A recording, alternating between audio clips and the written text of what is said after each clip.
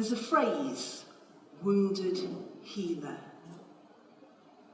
A wounded healer is someone who's had to overcome a difficult situation.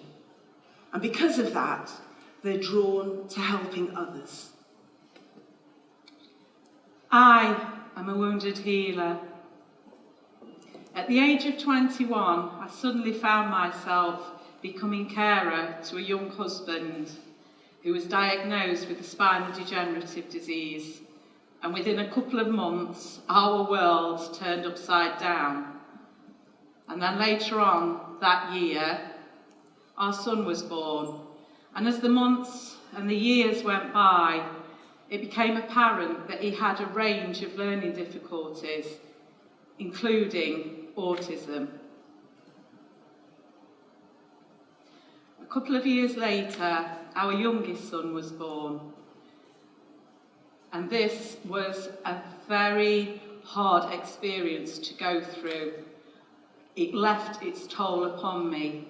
It was a very long, difficult birth, and it resulted in our youngest son being born dead.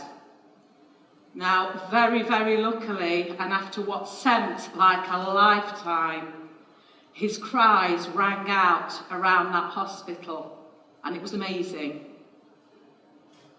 But a culmination of all of these experiences left me feeling absolutely nothing. I felt worthless, I felt useless, I felt like nothing. I'd become depressed, and I just wanted to disappear. I started to read self-help books. I watched videos, and I went along to any self-help group that would have me. And eventually along came counselling. I am a wounded healer. My mother came from Jamaica to England to train as a nurse and a midwife, and she married and had children. My mother was a survivor of domestic violence, and as many women, there were few people that she could tell about it. My mother would tell me, and somehow I had to process what I was hearing with who I was living with.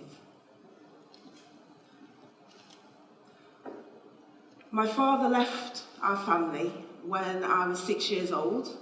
I went to school, I came back, and he'd gone. And he also left us in quite a lot of debt.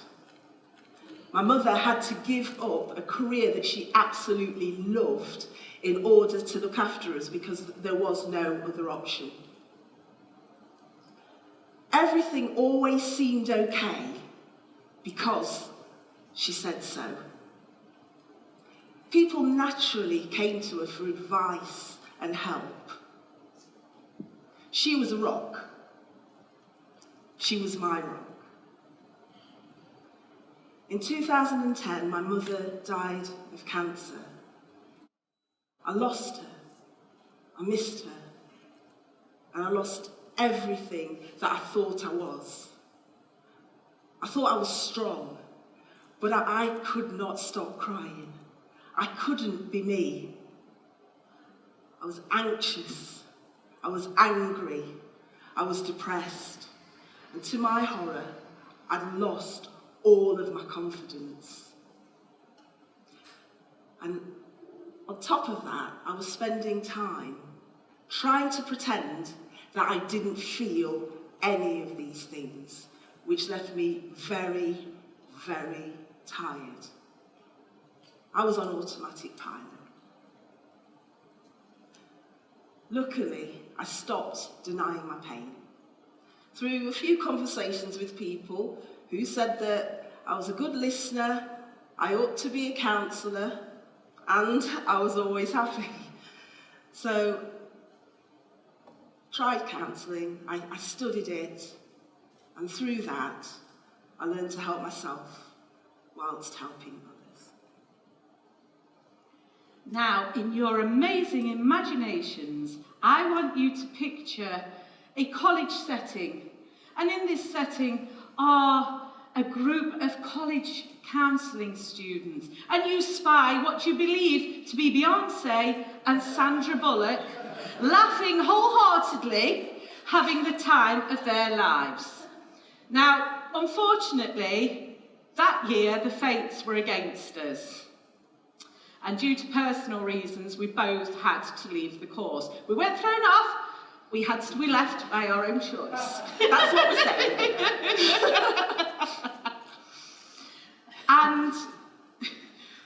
But do not worry, for 2 years later, my friends, yes, 2 years later, the dynamic duo were back together once again. Now, we enjoyed our counselling journey together, our learning and our growing. And we wanted to find any way that we could help people. And as soon as we became qualified, we set up a counselling and training service for young people. This service we managed to secure National Lottery funding for. So we went into schools and we went into colleges and we talked about the difficult subject, the subject of suicidality. And we wanted people to look at the taboos and the stigma around that. And as time went by, we helped many, many people, but we also were looking for another way to do things. So we searched and we went as many places as we possibly could, and we found, well, should we say, laughter yoga found us. We both went to a laughter yoga session, absolutely loved it, had the time of our lives, and decided right there and then that we were going to be laughter yoga instructors. So a couple of weeks later, we found ourselves in London having the most amazing time, meeting some amazing people, and we felt the benefits of laughter. We felt the resilience, we felt all of those endorphins, those feel-good chemicals around our bodies. So we decided to go on a journey of laughter.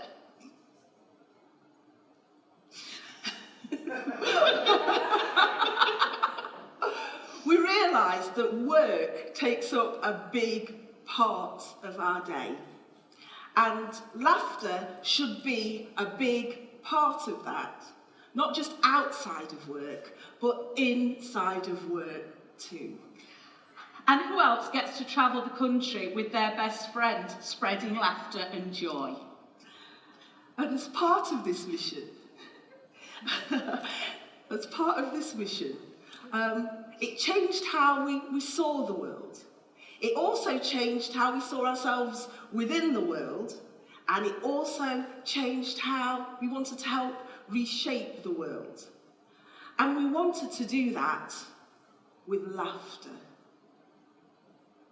So, what we are going to do for you right now is to share with you a moment of laughter for absolutely no reason at all.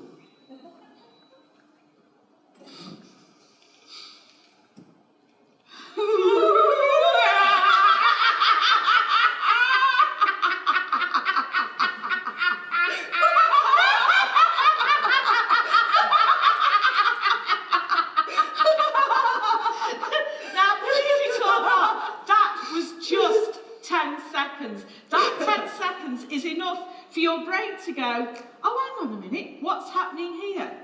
And it starts to release those feel-good chemicals.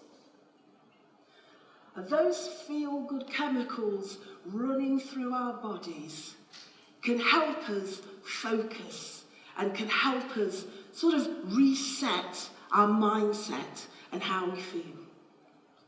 Now, laughter yoga was developed by Dr. Madan Kataria in the 90s in India. Through research, he realised that the body cannot tell the difference between real laughter and false laughter. You get those feel-good chemicals anyway, with the enhanced health and well-being.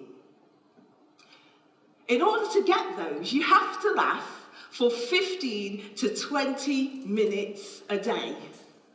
Now, think of this. As children, we laugh up to 300 times a day. As adults, we only laugh at about 11, if we're lucky.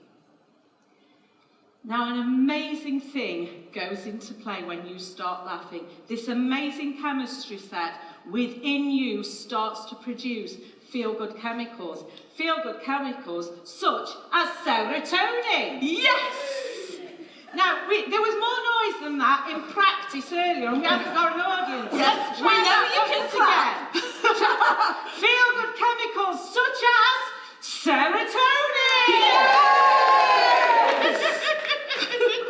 Oxytocin. Yes!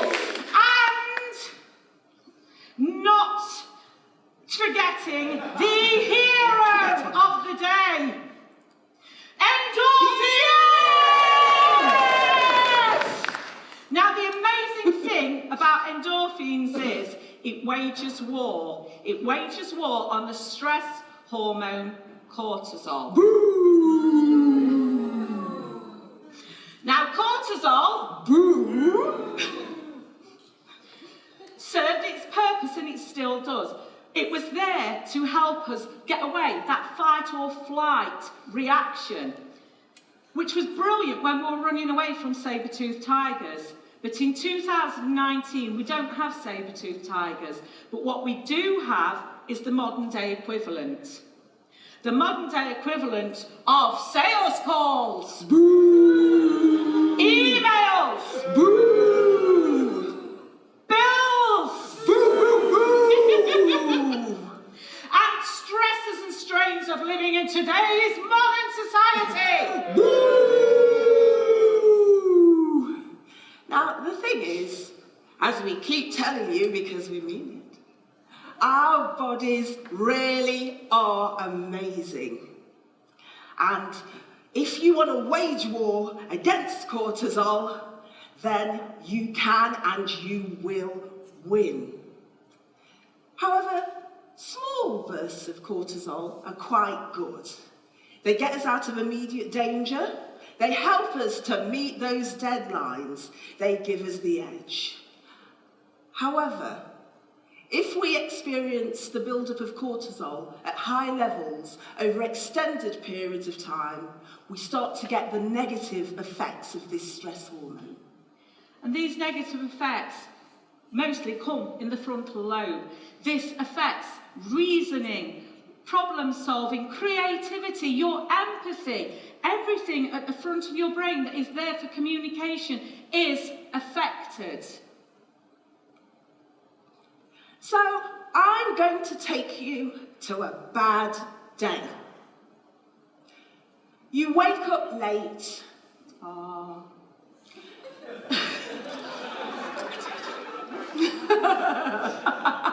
You don't get any breakfast. Oh. You get in the car. Oh. Oh, that's a good one. You get in the car and you hit every traffic light going. Oh, no. You get into work.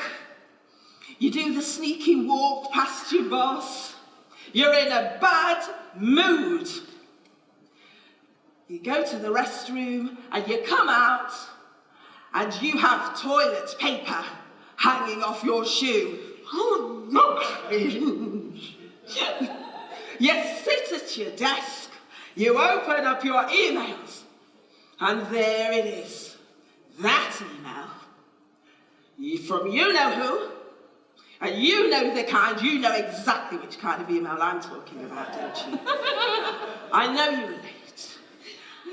And you start typing because today is going to be the day. They are going to get your opinion. Oh, yes. Oh, yes. There's going to be no holding back. Steam is coming out of the keyboard.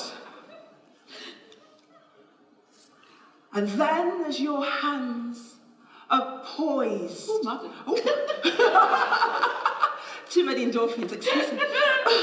poised over the send button, you realise that that's cortisol calling. So in order to handle a bad day, we would say to you, please, please have a laugh.